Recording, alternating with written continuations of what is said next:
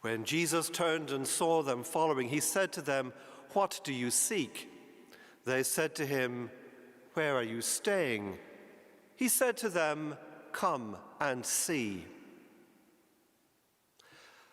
The very first words uttered by Jesus in the Gospel of John are, "What do you seek?"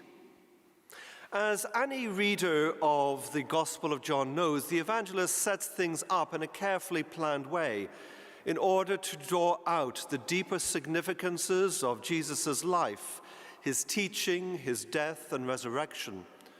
And so Jesus' first words in the Gospel of John are unsurprisingly pregnant with deeper meanings, addressed surely not just to the two disciples mentioned in today's Gospel reading, but also to you and me right now.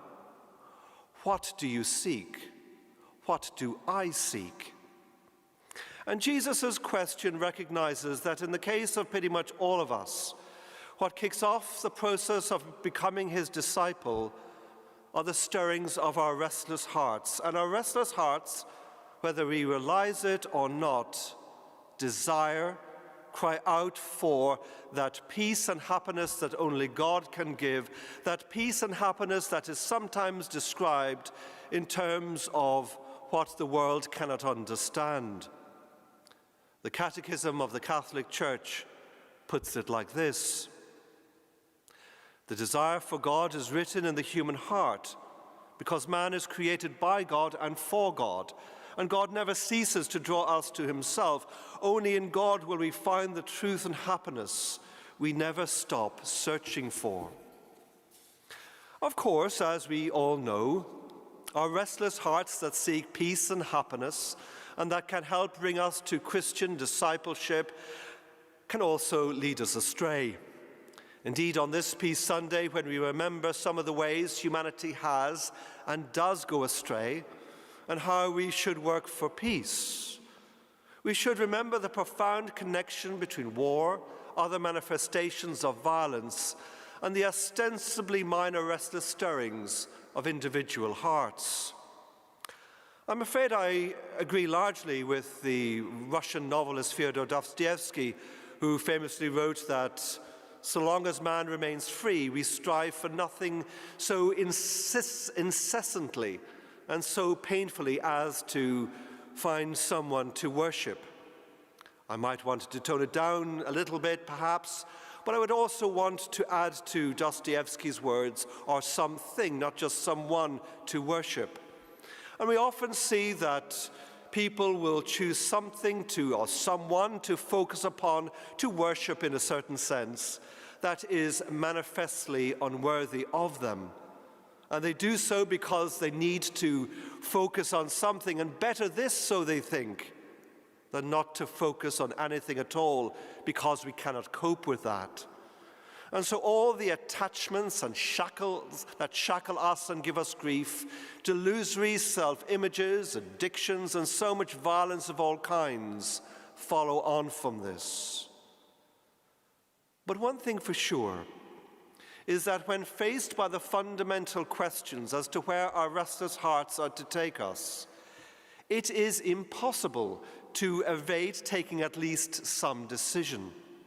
Life always forces us to take some option or other. Indeed, to try to evade this is itself to take a decision. So we are all, in a manner of speaking, forced to make some choice. And what we decide, for good or for ill, says something about who we are and what it is we care most deeply about, and perhaps even, in a sense, who and what we worship. So it is us complicated creatures to whom Jesus addresses that simple but fundamental question, what do you seek? A question that none of us can avoid answering in some way or other. And then we get the ensuing dialogue, again heavily laden with significance. They said to him, "Rabbi, where are you staying?" Then Jesus said to them, "Come and see." At this point, a new and crucial idea is introduced, the idea of coming and seeing and staying. So the question from Jesus about what the two disciples seek is not to be understood in terms of a quick fix. No, it is about coming and seeing and staying, getting to know the Lord. And of course, as we'll see in the Gospel of John, this takes time. But once the idea of getting to know the Lord by coming and seeing and staying takes root in us, we begin to recognize that not only today's Gospel reading, but all the Gospels are about entering onto a journey. And this journey involves changing the whole orientation of our lives, because coming and seeing and staying with the Lord, getting to know the Lord better, is meant to touch the whole of our being. But what might this mean in ordinary terms? Well, the French philosopher Simone Weil famously wrote about prayer and the Christian life in terms of waiting on God. I like this way of putting things, but another way of making basically the same sort of point that I came across recently is that Christian discipleship is a bit like bird watching. The bird watcher waits. He or she puts up with the tedium of rain and wind and heat and cold in order to see the bird. It might be the quick flash of a kingfisher's wing, or it could be an experience that lasts longer. But either way, the bird watcher is ready to put up with the lack of a quick fix in order to do justice to what he is focused on, what it is he cares about, what it is he seeks. And it seems to me that many people who work hard at being disciples of the Lord experience something not dissimilar. I know there have been some who have had momentous, overwhelming experiences of the presence of Christ when they felt called by the Lord in a very direct way. St. Paul, of course, is an obvious example. But I think St. Paul would have acknowledged freely that for most of us, it's a lot less dramatic. One can say many things about the often subtle but profound effects on experience that can come with Christian discipleship. But while there might be moments of elevation, in general, a great deal of the life of Christian discipleship has a fairly ordinary feel. After all, Christian discipleship is not about avoiding reality, but in a sense embracing it and being open to its depths and showing compassion towards its brokenness. But whatever one's views on such matters, the crucial thing is surely to come and to see and to stay. But let me say a few brief things about simply getting on with the business of coming and seeing and of staying, getting to know the Lord and being his disciple. You see, when we think about our personal relationship with Christ, about knowing Christ, it is all too easy to think of this as if Christ were some object. And the aim of the exercise then is to get to know the object very well. This is to think in terms of a subject and an object. We are the subjects seeking knowledge of the object that is external to us, the object in this case being Jesus.